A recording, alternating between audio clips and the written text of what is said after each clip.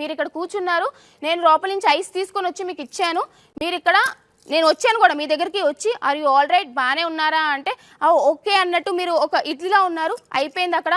తర్వాత ఆమె దగ్గరికి వెళ్ళి ఆమెకి రక్తం కారుతుంటే టిష్యూస్తో తుడుస్తుంటే మీరు అక్కడ ఆ సిచ్యువేషన్లో అనాల్సిన పాయింట్ కాదు. మీరేమొచ్చి ఆమెని లిటరల్గా అడ్డొచ్చింది పడింది అన్న ఏమన్నారు, నాకు నన్ను ఆపడానికి వచ్చి తను గుద్దుకుంది అన్నట్టు అన్న. ఆమె అక్కడ రక్తం గారుతుంది. మీరు కన్సర్న్ కూడా చూపించిన అవసరం లేదు, ఎందుకంటే మీరు ప్యానిక్ అయి ఉంటారు, మీరు కూడా కాంపిటీషన్లో ఉన్నారు కాబట్టి మీరు కన్సర్న్ కూడా చూపించిన అవసరం లేదు, మీరు అక్కడ కూడా రావాల్సిన అవసరం లేదు. బట్ ఆ పాయింట్లో ఆ పిల్ల రక్తం గారుతుంటే ఆమె నా అడ్డొచ్చింది అందుకే ఇట్లాగా అయ్యింది అన్నట్టు మాట్లాడితే ఆ పిల్ల వెంటనే ఈ టిష్యూ తీస్తుంటే అది తీసేసి మరి మీకు డిఫెండ్ చేసుకోవాలని ఆ పిల్ల ట్రై చేస్తుంది. అండ్ మోర్ ఓవర్ అయిపోయింది ఆ పిల్ల రీతు లోపలికి వెళ్ళింది, అయిపోయింది. మీకు నేను ఆల్రెడీ చెప్పాను అది. ఇక డిస్కషన్ వచ్చాక సరే నేను అట్లా అనుకోలేదు వేరేలా అనుకున్నారు అని అందాం. సరే మీరు అలా అనుకోలేదని అక్కడ అన్నా సరే, రీతు వచ్చింది మీరు హగ్ చేసుకున్నారు, ఇక్కడ కూర్చున్నాక కూడా మీరు ఫస్ట్ పాయింట్ ఎలా తగిలిందిరా నీకు, ఫస్ట్ ఆమె కూర్చున్నాక ఫస్ట్ అడిగింది ఎలా తగిలిందిరా నీకు, నువ్వు అడ్డొచ్చావా రాకపోతే వెళ్ళావా అని చెప్పి అడిగారు. అక్కడ అవసరం లేదనిపించింది నాకు. ఇప్పుడు అడిగేదంటే తప్పేముంది, ఆ పిల్ల తనకి బాలేదు కదండి, మీరే కదా అంటున్నారు. ఒక్క నిమిషం, ఇప్పుడు తనకి అలా జరిగింది, అప్పుడు చెయ్యి అడ్డ పెట్టావేమో అందుకే పడ్డావు అని నేను అన్నా, ఒప్పుకుంటా. నేను ఏ సెన్స్లో అడిగానంటే నాకు తెలీదు తను ఎలా పడ్డిదో. ఫస్ట్ ఆఫ్ ఆల్ తను ఎలా తను పడిపోయినట్టు కూడా నేను అక్కడ వెళ్ళినప్పుడు తెలీదు. ఇక్కడ ఉన్నప్పుడు నేను చూసాను తనకు పడింది, బ్లడ్ వస్తుంది, నాకు తెలిసింది.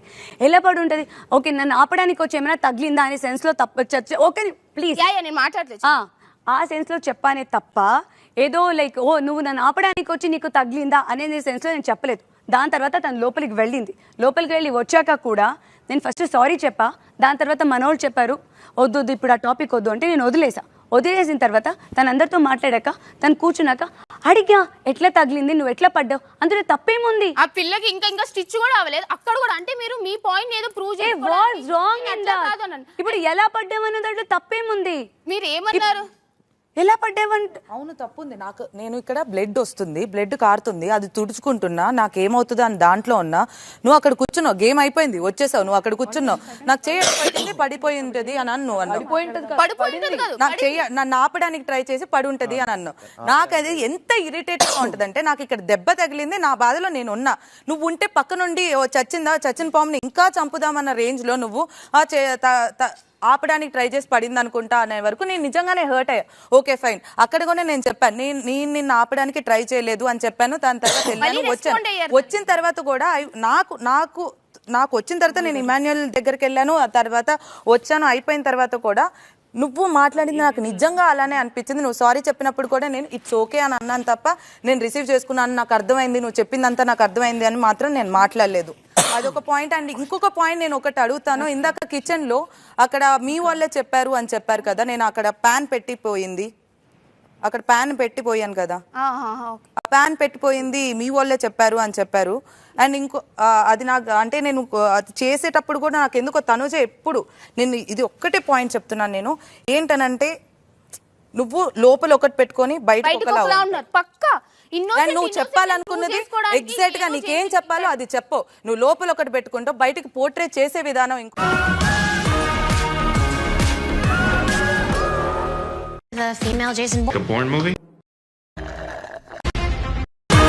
ఆ సోల్ ఫ్రెండ్షిప్ తో అయితే నేను ఎప్పుడూ లేను. ఇందాకైతే నేను చాలా అంటే చాలా డీప్ గా హర్ట్ అయ్యాను. మీరు నేను ఒక సెన్స్ లో ఉన్నాను అందుకే నేను అట్లా అన్నారు కానీ రీతు గారు రెస్పాన్స్ ఇచ్చారు.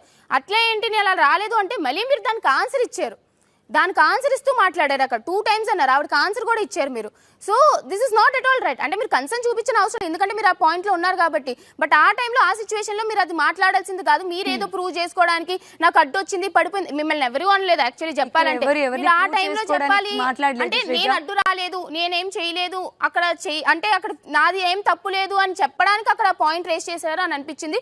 లోపలికి వచ్చినాక కూడా ఆ పిల్లకి ఇంకా పెయినే తగ్గలేదు, పోనీ రేపు ఎల్లుండో మాట్లాడుకోవచ్చు. అక్కడ కూర్చున్నాక కూడా వెంటనే మీరు అడిగింది ఎలా పడ్డావరా, ఎప్పుడు పడ్డావరా, ఎందుకు? నాకు ఇప్పటి వరకు తెలియదు దట్ ఏదైనా జరిగితే ఎలా జరిగింది ఏం జరిగింది అని అడగకూడదు అనే విషయం నాకు ఇప్పటి వరకు ఫస్ట్ నువ్వు ఒక మాట అనేసి దాన్ని కవర్ చేయడానికి ఎలా జరిగింది ఆల్రెడీ సారీ చెప్పాను. సారీ చెప్పింది ఎప్పుడు? నువ్వు మాట అన్న తర్వాత సారీ చెప్తే జరగదు. మాట అనక ముందు సారీ చెప్ప జరుగుతుంది. ఓకే ఫైన్, మళ్ళీ ఐఎమ్ సో సారీ. నేను ఆ సెన్స్ లో నేను చెప్పలేదు. నీ సారీ అయితే నాట్ యాక్సెప్టబుల్. ఓకే ప్రాబ్లం లేదు, Total యాక్సెప్ట్ గా చేసినా చేయకపోయినా, బట్ నేనైతే వాంటెడ్ గా అయితే నేను చేయలేదు. సో టోటల్ గా 3 క్లియర్ పాయింట్స్ ఏంటంటే, ఫస్ట్ నుంచి కూడా ఆ ఇండైరెక్ట్ కమెంట్స్ కానీ, ఇప్పుడు కూడా నాకు ఆ సింపతి అన్నప్పుడు కూడా ఏదో వీళ్ళు కావాలని సింపతి ట్రై చేయడానికి ఇట్లా చేసినట్టు అన్న కమెంట్ కూడా నాకు ఏదో మీరు ఏదో చెప్పాలి అన్నట్టు చెప్పి ఏదో బయటికి ఇట్లా వదిలేయాలి అన్నట్టు సింపతి అని వదిలేశారు. అది కూడా నాకు నచ్చలేదు అనమాట. సో ఈ కమెంట్సే ఇది ఇలాంటి ఫస్ట్ డే నుంచి కూడా జరుగుతున్నాయి మీ దగ్గర నుంచి. అండ్ కుకింగ్ విషయంలో కూడా నాకు అస్సలు మధ్యాహ్నం అయితే ప్రతి ఒక్కరు కూడా మీకు ఇరిటేట్ అయ్యారు. మీరేంటంటే అరే మేము తింటున్నాం రా, మాకు 3 days నుంచి ఫుడ్డే లేదు, మీకు ఫుడ్డేనే వచ్చింది, మాకు 3 days నుంచి మేము అన్నమే తినలేదు. అన్నం తినేది తిన్నాక తినాలి కానీ ఎవరిష్టమైన మామూలుగా చెప్పుకున్నారు కానీ మీరు చిరాకు పడిపోతే అటు ఇటు వెళ్తుంటే ఆ చిరాకులో ఎట్లా తినాలనిపిస్తుందో చెప్పండి.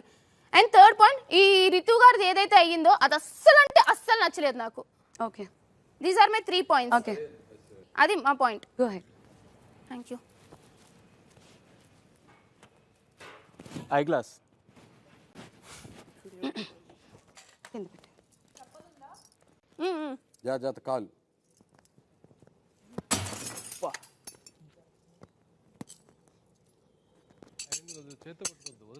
పర్లేదా? వదిలే చేతి పట్టుకోవద్దు, వదిలే.